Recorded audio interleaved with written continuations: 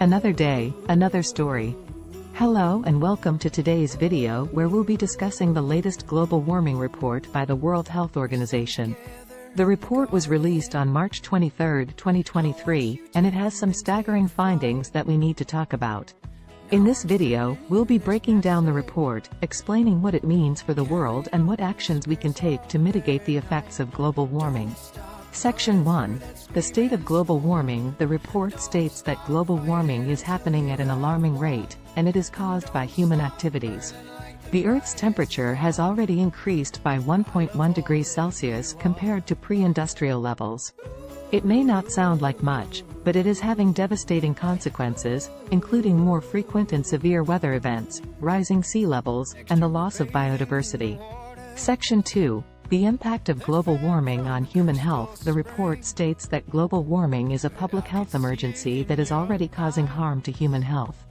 Extreme heat waves, wildfires, and air pollution are causing respiratory and cardiovascular diseases, heat stroke, and mental health issues. Additionally, extreme weather events are causing injuries and displacement, which further exacerbates the problem.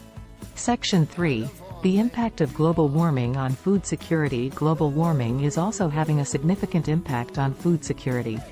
Droughts, floods, and other extreme weather events are causing crop failures and livestock losses, leading to food shortages and increased food prices. This is hitting vulnerable populations the hardest, including those in developing countries and low-income communities. Section 4. The importance of reducing greenhouse gas emissions. The report states that we must reduce greenhouse gas emissions if we want to mitigate the effects of global warming. The good news is that it is possible to reduce emissions while maintaining economic growth. The report calls for a transition to renewable energy sources, such as wind, solar, and hydropower, as well as reducing emissions from transportation and agriculture. Section 5. The role of individuals and governments. Individuals can take action by reducing their carbon footprint, such as by driving less, using public transportation, and eating less meat. Governments can take action by implementing policies that encourage the transition to renewable energy sources and reducing emissions from transportation and agriculture. The report also calls for increased funding for climate change research and adaptation measures. Section 6. Climate change adaptation measures. In addition to reducing greenhouse gas emissions, the report also emphasizes the importance of climate change adaptation measures. This means taking steps to prepare for and cope with the impacts of global warming that are already happening and will continue to occur even if emissions are reduced. Examples of adaptation measures include building seawalls and other infrastructure to protect against rising sea levels and more frequent floods, developing drought-resistant crops and farming techniques to cope with increasing water scarcity, and improving early warning systems for extreme weather events. Section 7. The importance of international cooperation. The report highlights the importance of international cooperation in addressing global warming. Climate change is a global issue that requires a coordinated global response. The report calls on governments to work together to implement policies and share knowledge and resources to reduce emissions and adapt to the impacts of global warming.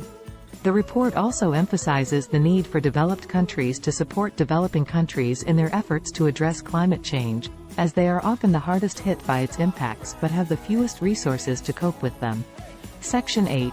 The role of businesses and industry. Businesses and industry also have an important role to play in addressing global warming. The report calls on businesses to reduce their carbon footprint by adopting sustainable practices and transitioning to renewable energy sources. The report also emphasizes the need for industry to develop and implement technologies that can reduce emissions from high-emitting sectors such as transportation and agriculture. Section 9. The urgency of action. The report emphasizes the urgency of taking action to address global warming. The longer we wait to take action, the more severe and irreversible the impacts will be. The report states that if we do not take action to reduce emissions and adapt to the impacts of global warming, we risk catastrophic consequences for human health, food security, and the environment. Therefore, we must act now to address global warming and protect our planet for future generations.